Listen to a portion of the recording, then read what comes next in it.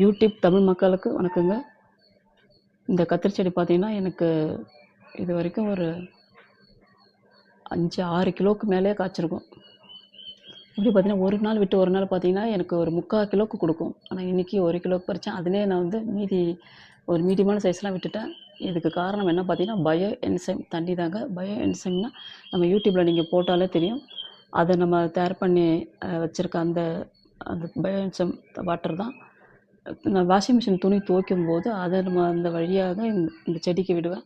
தனியாக கூட நீங்கள் கலக்கணும்னா வந்து 1 லிட்டர் தண்ணியில் ஒரு 50 மில்லி அளவுக்கு அதில் கலந்து நம்ம வேர் பகுதியில் நீங்கள் ஊற்றி விட்டாலே போதும். இந்த செடிக்கு நல்ல ஒரு ஊட்டமாக இருக்கும், காய்கள் நல்லா பிடிக்கும்.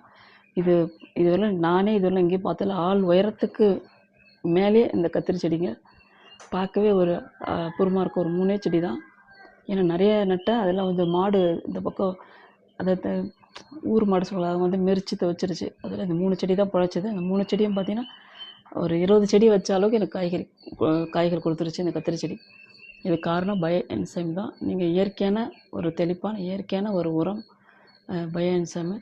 இதை வந்து நீங்கள் அதை வேர் பகுதியில் ஊற்றி நம்ம வளர்க்கும்போது சூப்பராக நல்லா ஒரு காய்கள் நல்லா பிடிச்சிருங்க. கிளைகள் போக போக போக பூ பிடிச்சி காய் காய்ச்சிக்கிட்டே இருக்குது. நானும் வர்றவங்களுக்கு கொஞ்சம் கொஞ்சம் கொடுத்துட்டு தான் இருக்கேன். எனக்கு தேவையானது நான் யூஸ் பண்ணிட்டு தான் இருக்கேன். ஆனால் சூப்பராக இருக்குங்க. அந்த தண்ணி பயோ என்சைம் கத்திரிக்காயும் பார்த்தீங்கன்னா சன்னமாக அந்த தோல் கூட சும்மா நைஸாக சூப்பராக இருக்குது. குழம்பு பொரியல் எது வச்சாலும் சூப்பராக இருக்குது. நீங்களும் ட்ரை பண்ணி பாருங்கள். சும்மா அருமையாக இருக்குது. இதில் மெயின் வந்து பார்த்திங்கன்னா இந்த கத்திரிக்காய் செடிக்குள்ளே காய் காய்க்குது. ஏன்னா அப்போ வந்து இந்த பயோ என்சைம் காய்களும் நிறைய பிடிக்குது, பூச்சும் அடிக்கலை, செடியும் உரமாக இருக்குது, செழுமையாக இருக்கிறதுக்கு, கருமையாக இருக்கிறதுக்கும். அப்போ பார்த்தீங்கன்னா நம்ம எவ்வளோ தெளிப்பான்லாம் தெளிப்போம். இதே பூச்சி சப்போஸ் பிடிச்சிச்சின்னா ஒரு 1 லிட்டர் தண்ணியில் ஒரு 25 மில்லி அளவுக்கு நீங்கள் அந்த பயோ என்சைம் கலந்து செடி மேலே தெளிச்சிங்கனாலே போதும். நான் இதுவரையும் செடியில் தெளிக்கவே இல்லை. ஆனால் வேர் பகுதியில் தான் அதுவும் துணி துவைக்கிற மூலயமா அந்த பயோ என்சைம் கலந்து இந்த செடிக்கு நீர் போகுது. இந்த ஆள் உயர செடி நானே என் வாழ்க்கையில் பார்த்ததில்ல. சூப்பரான கத்திரிக்காய்ங்க, செம்மையாக இருக்குது. பொரியல் பண்ண சாம்பார் வச்சுன்னா செம்ம டேஸ்ட்டாக இருக்குது.